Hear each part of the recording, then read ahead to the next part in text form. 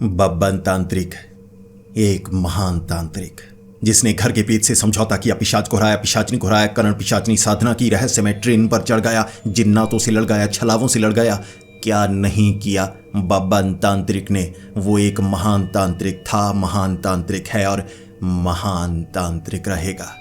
बब्बन तांत्रिक ने बड़े बड़े लोगों की मदद की है, लेकिन बब्बन तांत्रिक का नाम सामने लाने से हर कोई घबराता है। इतना महान तांत्रिक अगर पूरी दुनिया को ये पता लग गया, उसकी ताकतों का गलत इस्तेमाल हो सकता है। इसीलिए वो बड़े लोग, भले ही बब्बन ने उनकी मदद की हो, वो खुद को रोक लेते हैं बब्बन का नाम लेने से। एक ऐसे ही शख्स ने एक समय बब्बन का नाम लेने की कोशिश की थी, लेकिन उनके मन ने उन्हें समझाया, ऐसी ताकत हर जगह नहीं पहुंचनी चाहिए। हो सकता है बब्बन को मारने की कोई कोशिश करे, बब्बन की ताकत को छीनने की कोई कोशिश करे। मैं उस शख्स का आपको नाम नहीं बताना चाहता, लेकिन यह बता सकता हूं कैसे उन्होंने कोशिश की थी लाखों लोगों के सामने बब्बन का नाम लेने की। उन्होंने कहा था और कैसे रोका था, दिखाता हूं आपको। उन्होंने कोशिश की थी कि भाई और बहनों, ऐसे फिर खुद को रोक लिया था, बब्बन का नाम नहीं बताया था। आपको तो पता है बब्बन एक महान तांत्रिक है, लेकिन उसकी याददाश्त चली गई है। गुरु तांत्रिक कोशिश तो कर रहे हैं कि बब्बन की याददाश्त वापस आ जाए, लेकिन आ ही नहीं रही है। क्या कुछ नहीं किया है? टांगों के बीच डंडा मारना, एक बुलडोजर के नीचे सर लाने की कोशिश करना, ऊपर से गिराना, नीचे से गिराना, क्या क्या नहीं किया। थक चुके थे गुरु तांत्रिक, लेकिन उसके बाद उनके सामने एक नया दरवाजा खुला। कहते हैं जब हर दरवाजा बंद हो जाए, भगवान आपके लिए एक नए रास्ते का चुनाव करते हुए नया दरवाजा खोल देते हैं। वो दरवाजा है नीलावंती ग्रंथ। जब गुरु तांत्रिक और बब्बन तांत्रिक को पता लगा कि नीलावंती ग्रंथ को पढ़ने से आप जानवरों से, पंछियों से बात कर सकते हैं और बब्बन तांत्रिक की याददाश्त को लाने की एक कोशिश भी कर सकते हैं, उन्होंने ये कोशिश की। और इसमें कैसी कठिनाइयां हुई, क्या वो ये कर पाए या नहीं, आज की वीडियो में आपको ये जानने को मिलेगा। दोस्तों, ये कहानी बेहद ही खौफनाक और डरावनी है। मेरा यकीन कीजिए, आपको भी अंदर तक डर लगेगा। तो हेडफोन लगा लीजिए, कमरे की लाइट्स ऑफ कर लीजिए, क्योंकि ये वक्त हो रहा है डरने का। गुरु तांत्रिक और बब्बन तांत्रिक शमशान घाट में अकेले ही थे। 3 तांत्रिक दीवार पर चढ़कर देखा करते थे कि गुरु तांत्रिक और बब्बन तांत्रिक कर क्या रहे हैं। गुरु तांत्रिक ने हर तरह की कोशिश की, ज्ञान था उनके पास। पीपल के पत्ते बब्बन को खिलाना, मिर्ची खिलाना, सर को जमीन पर रगड़ना, सर पर चंदन लगाकर उन्हें पानी में फेंक देना, शरीर पर मांस के टुकड़े लगाकर उन्हें तालाब में फेंकना जहां पर पिराना मछली हो। हर तरह की कोशिश की थी। बब्बन मरते मरते बच जाता, लेकिन उसे कुछ याद नहीं आता। इसीलिए गुरु तांत्रिक निराश रहने लगे थे। भले ही वो 3 तांत्रिक निराश नहीं होते थे, वो हंसते थे, खुश होते थे, लेकिन उन्हें क्या पता गुरु तांत्रिक का दर्द। भले ही गुरु तांत्रिक निराश होते, लेकिन जब बब्बन के साथ ये सब होता, गुरु तांत्रिक हंस रहे होते। कहते हैं ना, जब आप बहुत निराश होते हैं, पागल से हो जाते हैं, हंसने लगते हैं। गुरु तांत्रिक शायद ऐसे ही हंस रहे होंगे। लेकिन जब बाकी 3 तांत्रिक पूछा करते थे मारना है बब्बन को, तो गुरु तांत्रिक ऐसे कह दिया करते थे, ऐसे ऐसे कुछ आंख में पड़ जाता था उनके, ऐसे ऐसे करने लगते। और फिर बब्बन के साथ उसकी याददाश्त को लाने के लिए भलाई का काम ऐसे किया करते गुरु तांत्रिक। लेकिन अब थक चुके थे। ना तो बब्बन मर रहा, यानी कि ना तो बब्बन की याददाश्त वापस आ रही थी, और ना ही कुछ और हो पा रहा था। लेकिन कहते हैं किस्मत आपका साथ देती है, बस कोशिश करते रहिए। शमशान घाट में एक प्राचीन तांत्रिक आया था जिसकी उम्र 80 साल थी, और कहते हैं उस तांत्रिक के पास ज्ञान बहुत था। उसने कई बड़े बड़े प्रेतों को काबू किया था। भले ही वो कुछ डरपोक था, इसीलिए अपनी ताकत का गलत इस्तेमाल करता नहीं था और ना होने देता था। लेकिन जैसे ही उसने बब्बन को देखा, वो कहने लगा, ये वही बब्बन है ना जिसने कितने काम किए हैं और कितने कांड किए हैं। गुरु तांत्रिक ने ऐसे नीचे की तरफ सर झुका लिया था, और तब उस तांत्रिक ने कहा था, आप इतना ही नीचे सर झुकाएंगे? गुरु तांत्रिक ने कहा था, मैं शर्म से झुका हुआ हूं। उस तांत्रिक ने कहा था, जैसे बब्बन ने कारनामे किए हैं, आपका सर झुकाना नहीं बनता, जमीन में सर गाड़ना बनता है। गुरु तांत्रिक ने कहा था, कोई तो मदद कीजिए, बब्बन की याददाश्त जा चुकी है। मैं उसकी याददाश्त को वापस लाना चाहता हूं। तब उस तांत्रिक ने कहा था, उसकी याददाश्त वापस ना ही आए तो ज्यादा अच्छा है। इससे इंसानियत जिंदा रहेगी, धरती बची रहेगी। जैसे बब्बन काम करता है, मुझे डर है एक दिन धरती के 2 टुकड़े ना हो जाएं। किसी ऐसी ताकत को ये ना जगा दे या ना छेड़ दे जिससे धरती के टुकड़े हो जाएं। गुरु तांत्रिक ने ऐसे नीचे की तरफ सोचते हुए कहा था, डर मुझे भी इसका ही लगता है, लेकिन मैंने कोशिश पूरी की है। जिसका जो हक है उसे वो हक मिलना चाहिए। इसने अपने दिमाग में जो जानकारी जुटाई थी, इसका हक है, मुश्किल से जुटाई। मैं वो जानकारी इसके दिमाग में वापस चाहता हूं। फिर उस तांत्रिक ने कहा था, लाओ फिर बब्बन को सामने, बता ही देता हूं एक अलग सा तरीका जिससे इसकी याददाश्त को वापस लाने की एक छोटी सी कोशिश तुम कर सकते हो। अब वो तांत्रिक जानते थे कि बब्बन की याददाश्त को वापस लाने की एक कोशिश कैसे की जा सकती है। ज्ञान था उनके पास, इसीलिए वो बताना चाहते थे, लेकिन वो शिष्टाचार का पालन भी कर रहे कि ऐसे नहीं है कि मैं बता दूं।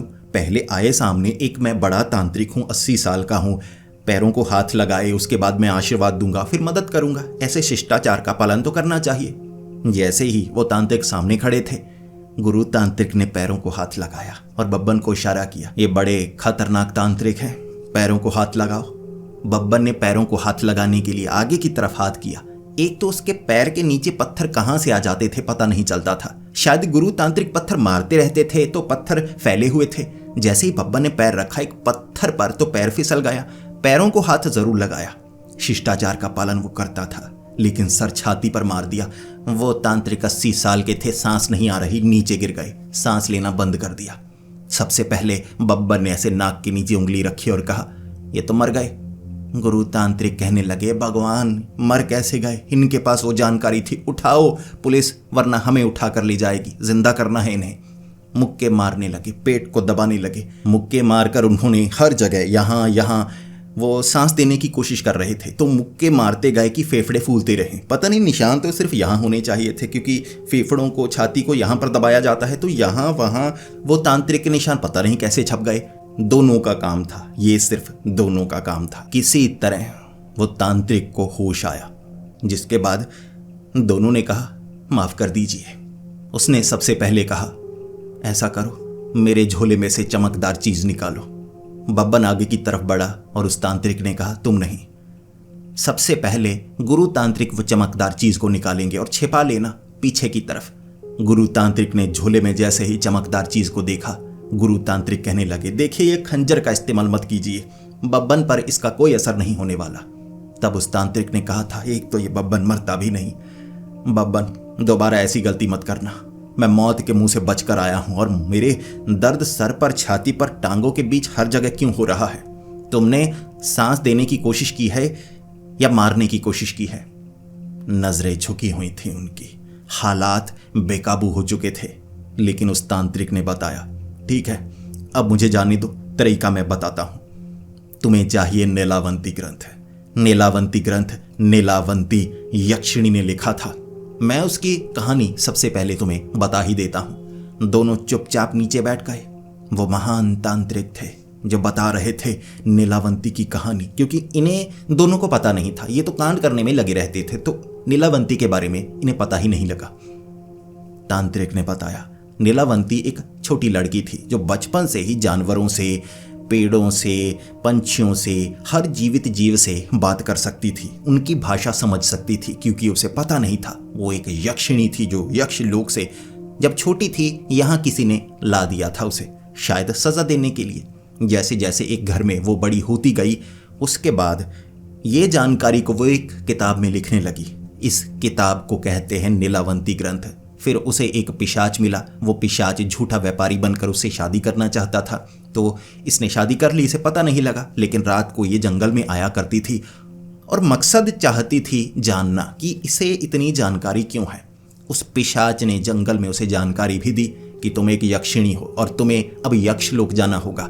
इसके लिए पास में एक नदी है, नदी में तैरती हुई लाश आएगी, उसका एक तावीज उतारना है, लाश को बहा देना है। फिर एक कश्ती आएगी, उस पर एक ताकत होगी, एक रूहानी ताकत जो चप्पू चला रही होगी, उसे तावीज देना है। तुम्हें कश्ती पर बैठ जाना है और चले जाना है यक्षलोक। लेकिन मुझे ये किताब देनी होगी। उस पिशाच को वो किताब चाहिए थी ताकि उसे जानवरों की भाषा, पंछियों की भाषा आ जाए, लेकिन नीलावंती ये करना नहीं चाहती थी।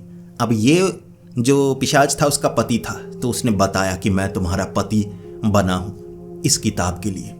गांव वाले आसपास थे जो कि नीलावंती को मार देना चाहते थे। उन्हें लगा कि ये एक डायन है, तो नीलावंती ने जल्दबाजी में वो किताब उस पिशाच को दी थी और नीलावंती चली गई यक्षलोक उस कश्ती पर बैठकर। कहते हैं कि वो किताब पिशाच के पास ही थी। उसके बाद उस किताब की कई प्रतियां बनी, जो लिखा था और किताबों में लिखा गया उसे ट्रांसलेट किया गया। जो नीलावंती ग्रंथ को आधा पढ़ता है वो पागल हो जाता है, जो पूरा पढ़ता है वो मारा जाता है। उस तांत्रिक ने ये पूरी कहानी सुनाई थी और बब्बर ने सबसे पहले हाथ उठाया था। उस तांत्रिक ने कहा, ये अच्छा है, तुम सवाल पूछना चाहते हो, बताओ क्या पूछना चाहते हो। बब्बर ने कहा, ऐसे ग्रंथ को आप पढ़वाना क्यों चाहते हैं जिसे आधा पढ़ने पर मैं पागल हो जाऊं, पूरा पढ़ने पर मैं मारा जाऊं? आप मुझे पागल करना चाहते हैं या मारना चाहते हैं? वो तांत्रिक एक तरफ थे, गुरु तांत्रिक इस तरफ। सवाल बब्बर ने यहां से पूछा था। दोनों तांत्रिक एक दूसरे की तरफ देखने लगे। ना तो हवा चल रही थी, ना कुछ और हो रहा था। दोनों ने आंख मारी थी या ऐसे किया, या आंख में कुछ पड़ गया। दोनों ऐसे ऐसे कुछ करने लगे थे। बब्बन समझ नहीं पाया। फिर गुरु तांत्रिक ने कहा, हमें नीलावंती ग्रंथ को ढूंढना होगा बब्बन। याददाश्त वापस लाने का एक ही तरीका है। वो तांत्रिक तो चले गए। गुरु तांत्रिक ने कहा, बब्बन हम नीलावंती ग्रंथ को ढूंढेंगे कैसे? जानकारी जुटानी होगी सबसे पहले। जानकारी कहां से जुटाएं? बब्बन ने कहा, मैं लेकर आता हूं नीलावंती ग्रंथ, आप शमशान घाट में रहिए। गुरु तांत्रिक हैरान, बब्बन अकेला जाएगा नीलावंती ग्रंथ ढूंढने रात के वक्त? देखते हैं। बब्बन रात को गया, सुबह वापिस आ गया हाथ में मोटी किताब लेकर। गुरु तांत्रिक, बब्बन तुम्हारी याददाश्त वापिस आ रही है। एक रात में बिना चोटिल हुए तुम ग्रंथ लेकर आ गए? बब्बन ने कहा, जी बिल्कुल, किताबों की दुकान से लेकर आया हूं। गुरु तांत्रिक ऐसे देख रहे, बब्बन सामने खड़ा ऐसे मुस्कुरा रहा। लेकर तो आया हूं ना, प्रतियां बनी थीं तो ये वही प्रति होगी। मैंने कहा सबसे पुरानी किताब दो, तो सबसे पुरानी वाली जो होगी वो असली नीलावंती ग्रंथ ही होगा। तब गुरु तांत्रिक ने कहा था, बब्बन हो चालाक तुम। अब देखते हैं नीलावंती ग्रंथ से तुम्हारी याददाश्त कैसे वापस आती है। सबसे पहले नीलावंती ग्रंथ में क्या लिखा है वो पढ़ते हैं। अब ये नीलावंती ग्रंथ वो था जो किताबों की दुकान से बब्बन लेकर आया था। ये असली था या नहीं उन्हें नहीं पता था, तो पढ़ना शुरू किया। उसमें लिखा हुआ था जानवरों से कैसे बात की जाती है, और सबसे पहले उन जानवरों से बात करनी है जो सबसे करीब हो। उनकी भाषा समझना सबसे आसान होता है। ऐसे करते करते जानवरों की, पेड़ों की, रूहानी ताकतों की, पिशाचों की, सबकी भाषा, जिनकी समझ नहीं सकते उनकी भाषा भी आप समझ पाएंगे। तो बब्बन तांत्रिक ने गुरु तांत्रिक को कहा, शुरुआत किस जानवर से करें? आसपास हमें कौन सा जानवर नजर आता है? और उन्हें सबसे पहले ख्याल आया इंसानों का वफादार कुत्ता। कुत्ते से बात की जा सकती है और पहले पन्ने पर कुत्ते की तस्वीर छपी हुई। बब्बा ने कहा, चलिए कुत्ते से बात करते हैं। इसमें कुछ खास शब्द बताए गए हैं। ये कुत्तों की भाषा है। मैं इससे कुत्ते के साथ बात करने की कोशिश करूंगा। गुरु तांत्रिक साथ, बब्बन तांत्रिक आगे आगे। अब वो शहर में एक मोहल्ले में पहुंचे। उस मोहल्ले में सबसे ज्यादा कुत्ते थे। ग्रंथ हाथ में था तो डरने की जरूरत क्या है, बब्बन ने ये कहा। और गुरु तांत्रिक की टांगे कांप रही थी। ठंड होगी शायद तो कांप रही होंगी, वैसे तो पसीना आ रहा था, लेकिन टांगे कांप रही थी, उन्होंने बताया। उसके बाद चुनाव किया उस कुत्ते का जो सबसे मरियल हो, क्योंकि डर दोनों का था। तो मरियल सा कुत्ता जिसके बाल नहीं थे, झड़े हुए, एक तरफ ऐसे कांपता हुआ बैठा हुआ। बब्बन ने कहा, इसका चुनाव करते हैं। गुरु तांत्रिक ने कहा, बात कर पाएंगे? बब्बन ने कहा, देखिए जादू देखिए एक तांत्रिक का जिसके हाथ में नीलावंती ग्रंथ आ चुका है। गुरु तांत्रिक पढ़ना चाहते थे कि वो मंत्र, वो शब्द हैं क्या, कोई खास शब्द होंगे, ऐसे मुंह से बोलना है, भाषा क्या साधारण है। बब्बन आगे की तरफ हुआ। बब्बन ने किताब खोली और पढ़ना शुरू कर दिया कुत्ते के सामने। बाऊ बाऊ बाऊ बाऊ बाऊ बाऊ। गुरु तांत्रिक पीछे देख रहे। बब्बन तांत्रिक ऐसे, देखिए मैं क्या करता हूं। वो मरियल कुत्ता था, लेकिन फिर भी बब्बन बाऊ बाऊ बाऊ बाऊ करता गया। भीड़ कुत्तों की चारों तरफ आ गई और बब्बन ने कहा, देखिए भाषा समझ पा रहे हैं, मैं इसको कह रहा हूं कि मुझे मेरी याददाश्त वापस चाहिए।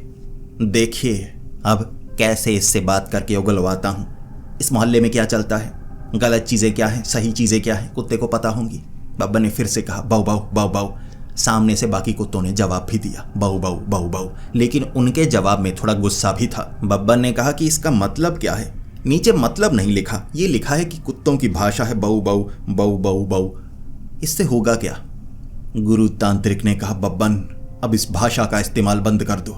जो होने वाला है मुझे पता है, बचपन में मेरे साथ हुआ था। बब्बन तांत्रिक ने गुरु तांत्रिक की तरफ देखा। इसका मतलब आप नीलावंती ग्रंथ की जानकारी रखते हैं।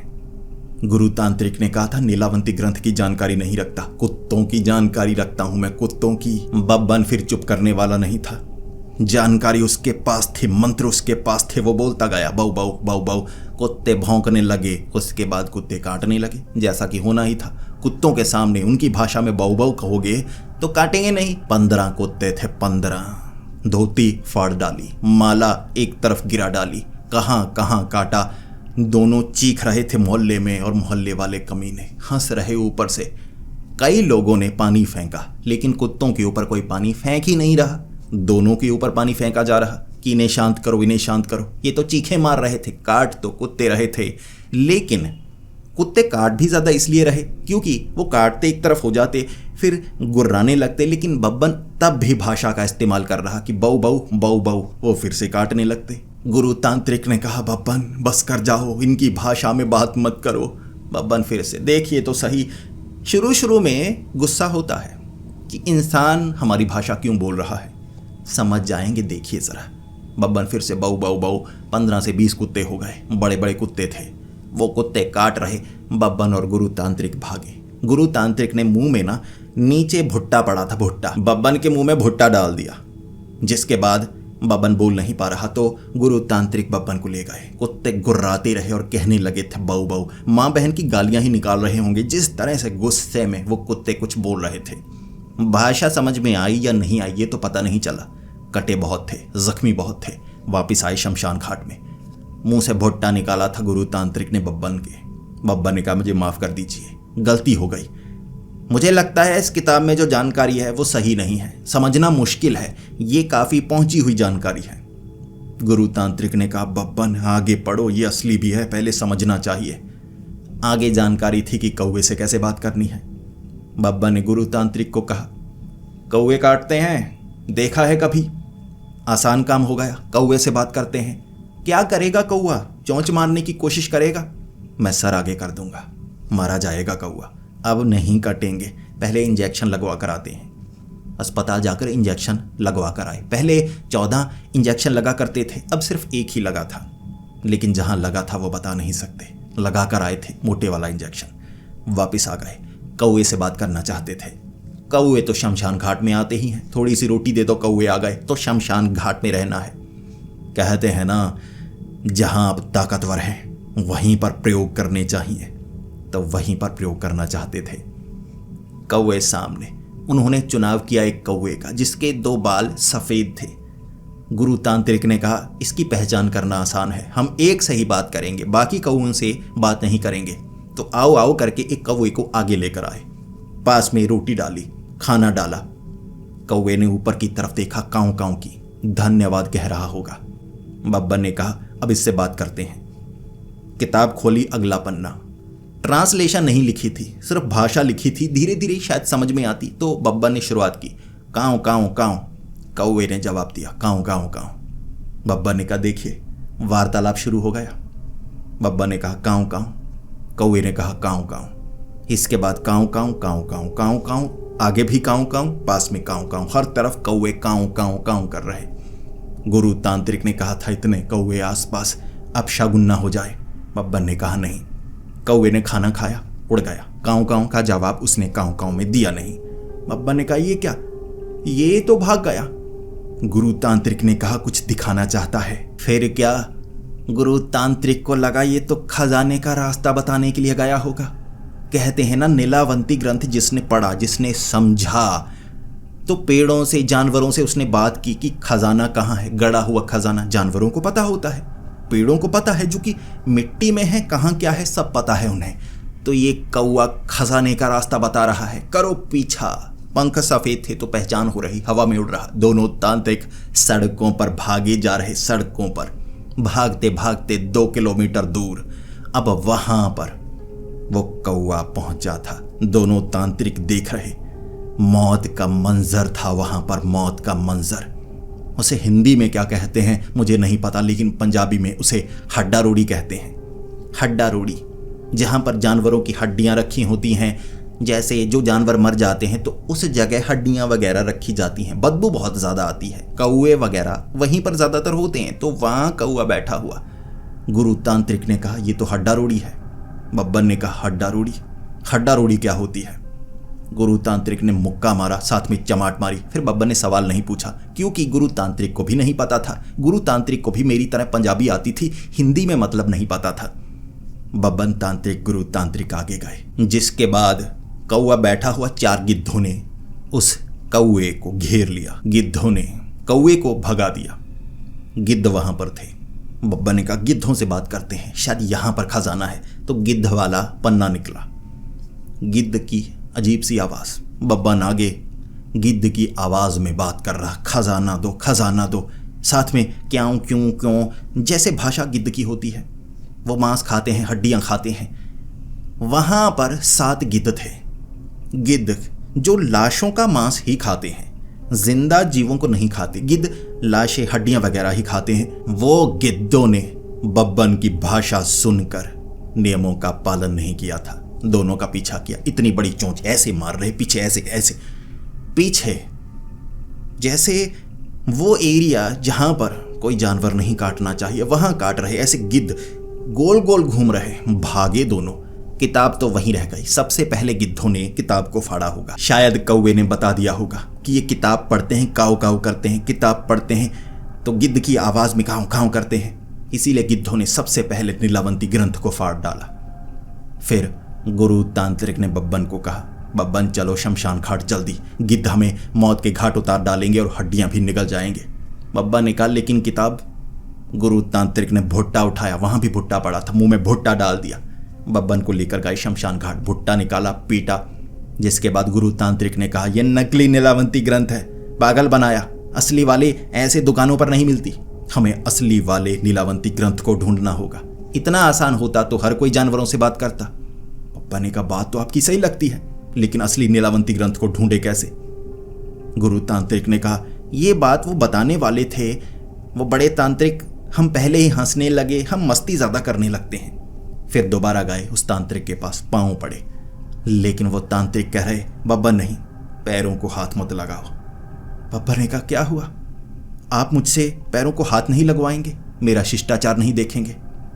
उस महान तांत्रिक ने कहा था मैंने अगर तुम्हारा शिष्टाचार देखा तो मैं भगवान को भी देख लूंगा।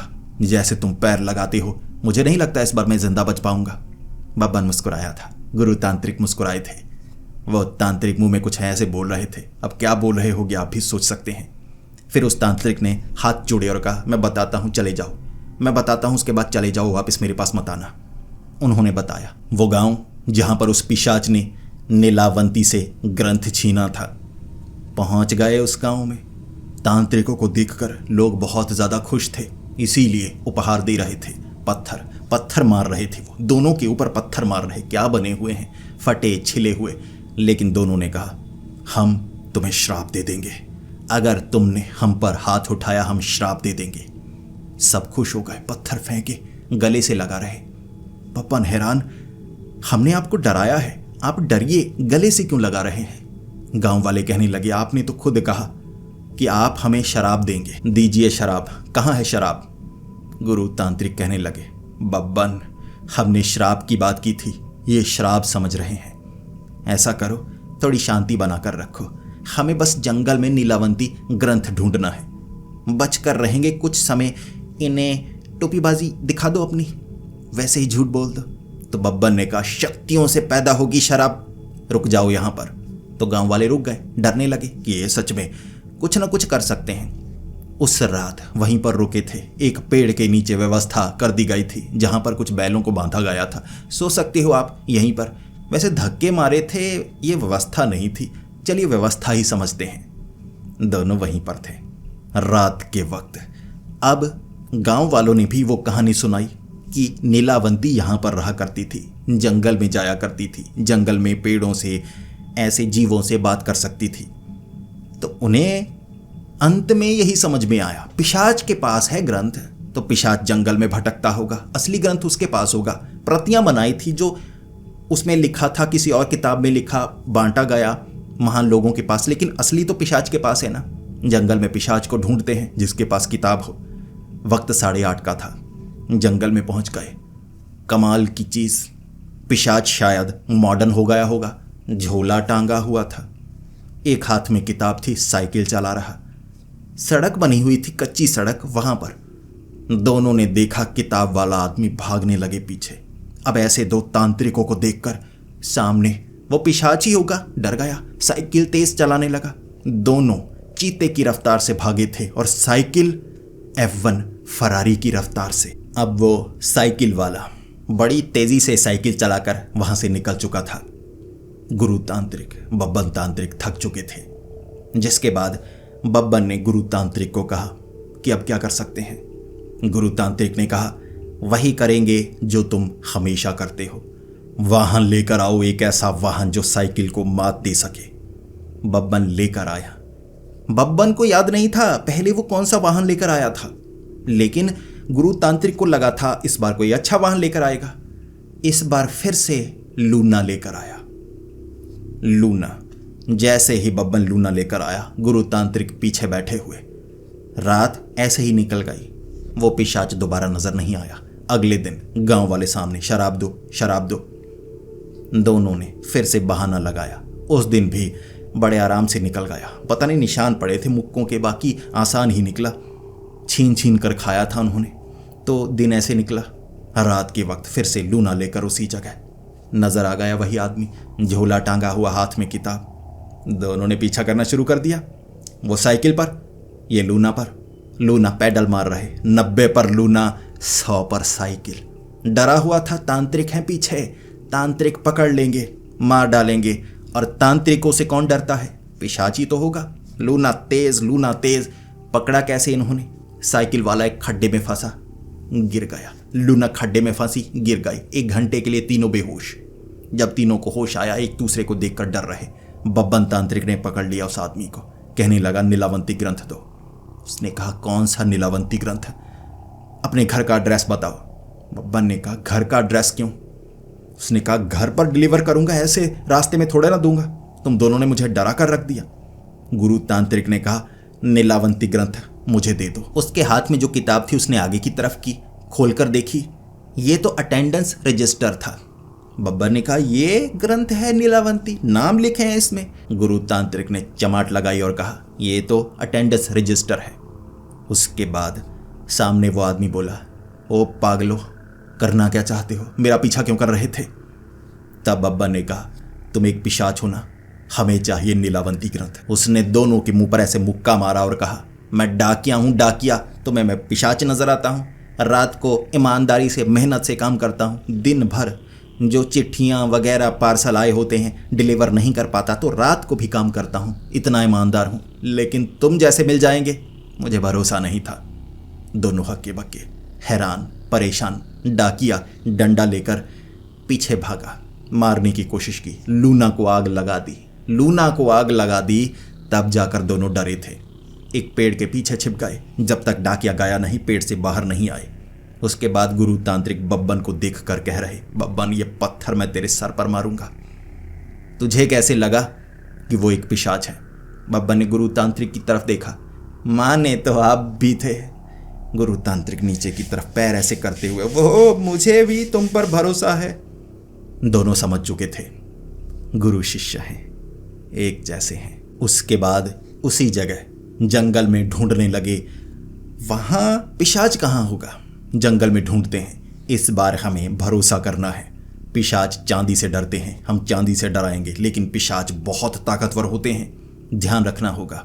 दोनों तांत्रिक जंगल में, उन्हें एक आदमी नजर आया, बूढ़ा था, भागने की कोशिश कर रहा, बार बार गिर रहा। दोनों चलकर भी पीछा कर सकते थे, वो इतना धीमा भाग रहा। बूढ़ा बहुत ज्यादा लग रहा, 100 साल का लग रहा था, कमजोर कुबड़ निकला हुआ। दोनों ने कहा, बाबा जी भागने की कोशिश क्यों कर रहे हैं?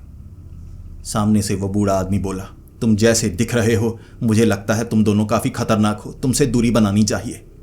दोनों को शक होने लगा, आखिर ये दोनों पीछा भी नहीं कर रहे, कुछ करना भी नहीं चाहते, वो बेवजह डरे जा रहा है, ऐसा क्यों? तो दोनों ने पीछा शुरू कर दिया। उसके बाद वो गालियां निकाल रहा। गालियां किस भाषा में दे रहा था वो तो समझ में नहीं आ रही थी, लेकिन बहन माँ बीच में जो बोल रहा था वो उनकी समझ में आ रहा था। ऐसे दोनों ने पकड़ लिया। उसके बाद भी वो जो बोल रहा वो समझ में नहीं आ रहा। माँ बहन आप समझ गए होंगे।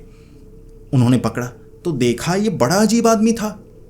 शरीर पर कपड़े कम थे, मांस लटका हुआ अजीब सा, और छाती पर किताब चिपकी हुई थी, शरीर का हिस्सा था। इसे देखकर दोनों हैरान हो गए। कौन हो तुम?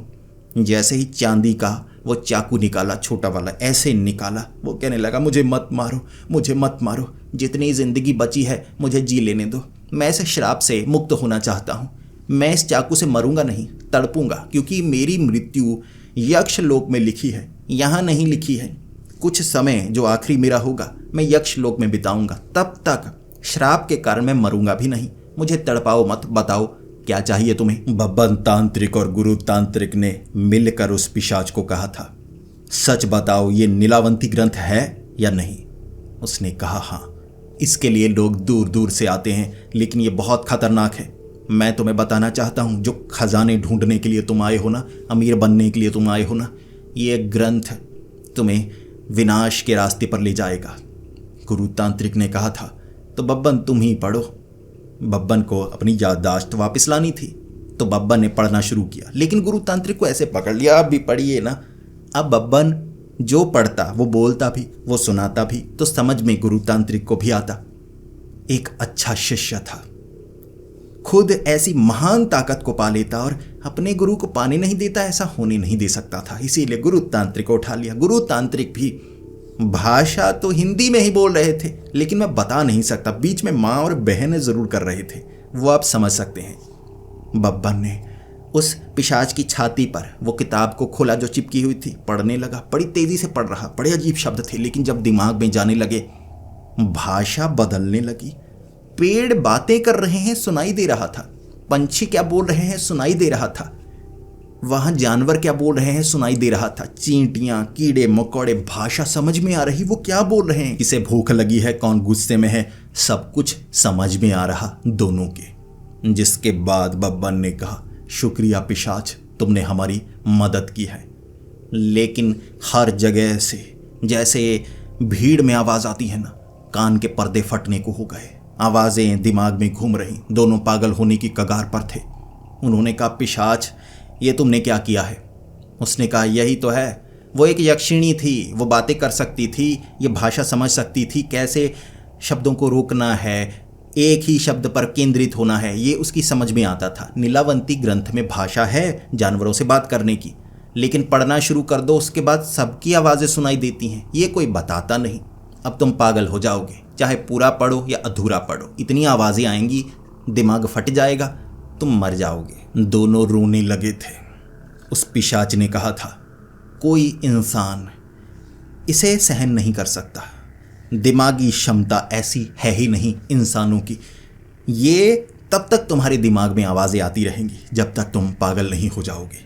5 मिनट तक आवाज़ें आती रहीं। और उस पिशाच ने कहा था कि इसे पढ़ते वक्त आधा थोड़ा सा पढ़ने के बाद ट्रांसलेट किया था ना कई लोगों ने, ऐसे ये किताब आगे तक पहुंची, पढ़ कोई नहीं पाया। तुमने पढ़कर मौत को बुलावा दिया है। 5 मिनट तक आवाज़ें आती रहीं, फिर आवाज़ें बंद। दोनों खड़े हो गए। पिशाच हैरान, ये क्या, तुम पागल क्यों नहीं हुए? आवाज़ें 5 मिनट में ही आती हैं, लेकिन सामने वाला पागल हो जाता है। पहली बार देखे हैं 2 इंसान बिल्कुल ठीक। इस पर बब्बन ने कहा था, हमें कोई भी ऐसी नीलावंती ग्रंथ जैसी ताकत पागल नहीं कर सकती। पीछे से गुरु तांत्रिक ने कहा था, हम पहले से हैं। बब्बन तांत्रिक ने गुरु तांत्रिक की तरफ देखा, गुरु तांत्रिक ने बब्बन तांत्रिक की तरफ देखा। पहली बार दोनों ने एक दूसरे को कहा था, धन्यवाद। सामने से वो पिशाचो, पागलो, क्या आपस में लगे हुए हो? मुझे समझाओगे ये कैसे हुआ? गुरु तांत्रिक क्या बताते, जो चीज पहले से खराब है उसे आप और खराब नहीं कर सकते। शून्य से कम कुछ हो ही नहीं सकता। शून्य में अंत है, तो वो पहले से पागल थे और क्या पागल होते। यही है इस कहानी का निचोड़। सामने बहुत इम्प्रेस हुआ था वो पिशाच कि तुम सच में महान इंसान हो, खास तौर पर तुम बड़े सर वाले। बब्बन की तारीफ की थी उसने। फिर उसने कहा, अब तुम यहाँ पर आए हो, ये मेरी नियति है, तुम बचे हो तो मुझे यक्ष लोक तक पहुँचा दो। तुम तांत्रिक हो, यक्षिणी वाले मंत्र कुछ तो आते होंगे। बब्बन को कुछ नहीं आता था, गुरु तांत्रिक को आता था। गुरु तांत्रिक ने कहा, बिल्कुल, अगर उस नदी में ऐसी ताकत है तो मैं उसे आंखों के सामने ला सकता हूँ, वैसे वो छिपी हुई होती है। जैसे ही गुरु तांत्रिक ने मंत्र पढ़े, वो जो नदी थी उसका रंग काला हो गया। एक लाश आगे से तैर कर आई। जैसे ही वो लाश पास में आई, गुरु तांत्रिक ने कहा, तावीज़ उतार लो। तावीज़ उतार लिया। उसने तावीज़ पकड़ा, आगे से एक कश्ती आई। जैसे ही वो पिशाच कश्ती पर बैठा, वो जो ताकत थी उसने वो जो तावीज़ था ले लिया। यानी अब ये कश्ती यक्ष लोक जाने वाली थी, जैसे नीलावंती यहाँ पर बैठ कर गई है। इस तरह से गुरु तांत्रिक और बब्बन तांत्रिक ने उस पिशाच की मदद की थी। कश्ती थोड़ी सी आगे गई थी। वो जो ताकत थी ना, उसने पिशाच को ऐसे पकड़ लिया, ऐसे जो चप्पू था ना एक तरफ वाला वो मारता गया, एक चप्पू पिशाच पर, और कुछ गालियां भी दे रहा था। माँ और बहन समझ में आ रहा था, बाकी कुछ समझ में नहीं आ रहा। एक लाइन बीच में समझ में आई थी, तू तो यक्षिणी नहीं है, तू कश्ती पर क्या कर रहा है, ऐसे कुछ बोला था। कश्ती आगे की तरफ चली गई। यक्ष लोक गई होगी या कहीं और गई होगी वो तो पता नहीं, लेकिन दोनों ने अपना काम कर दिया था और समझ गए थे। नीलावंती ग्रंथ बहुत खतरनाक ग्रंथ है, उसे पढ़ना कोई साधारण काम नहीं। कोई साधारण इंसान ये नहीं कर सकता। जो उसे अधूरा पढ़ता है वो पागल हो जाता है, जो पूरा पढ़ता है वो मारा जाता है। दोनों ने अधूरा पढ़ा था, पागल नहीं हुए, पहले से थे। ये है बब्बन तांत्रिक का महान किस्सा। वापस आ गए थे वो शमशान घाट। समझ गए थे दोनों, बब्बन की याददाश्त इतनी आसानी से नहीं आने वाली। या तो कुछ बड़ा करना होगा या ऐसे ही बब्बन को धीरे धीरे ये जानकारी मिलती जाएगी। तो दोस्तों, ये था बब्बन तांत्रिक का एक महान किस्सा। जो कोई नहीं कर पाया वो बब्बन ने कर दिखाया। लेकिन इसके बाद भी बब्बन ने बहुत कुछ किया था। ये नीलावंती ग्रंथ किस्सा बहुत पुराना है, बहुत सालों पहले का। उसके बाद भी बहुत कुछ हुआ। इसीलिए मैं समय समय पर बब्बन तांत्रिक के किस्से लेकर आता ही रहता हूँ। उसने हर रहस्य को सुलझाया है। अगर आपको लगता है विदेश में या देश में कोई ऐसी काली ताकत है, कोई ऐसा बड़ा रहस्य है जिसे कभी सुलझाया नहीं जा सका, तो मैं आपको बता दूं, उसे बब्बन तांत्रिक ने ज़रूर सुलझाया है। कमेंट्स में बताएं और मैं उसका एक अलग किस्सा लेकर आऊँगा। आपको बताऊँगा कैसे बब्बन ने उस रहस्य को सुलझाया था। चाहे बरमूडा ट्रायंगल हो, चाहे पिरामिड का किस्सा हो, आपको तो पता है बब्बन के आगे कुछ नहीं चलता। तो दोस्तों, आपको ये वीडियो कैसी लगी प्लीज़ कमेंट्स में ज़रूर बताएं और इस वीडियो को लाइक ज़रूर करो। यार, बब्बन तांत्रिक से प्यार करते हो तो वीडियो को लाइक ज़रूर किया करो, क्योंकि ज़्यादा लाइक आएंगे तो मैं बब्बन तांत्रिक के ज़्यादा किस्से लेकर आऊँगा। मुझे आपसे प्यार है, आप मेरे परिवार हो। तो मिलते हैं अगली वीडियो में, तब तक के लिए डरते रहें। मुक्के मारकर नीले नीले निशान हर जगह उन्होंने बना दिए। दोनों का काम था, ये सिर्फ दोनों का काम था। बाऊ बाऊ वो फिर से काटने लगते। गुरु तांत्रिक ने कहा, बब्बन चुप कर जाओ, इनकी गुरु तांत्रिक ने मुंह में ना नीचे भुट्टा पड़ा था, भुट्टा। बब्बन के मुंह में भुट्टा डाल दिया। किताब तो वहीं रह गई। सबसे पहले गिद्धों ने किताब को फाड़ा होगा, शायद कौवे ने बता दिया हो।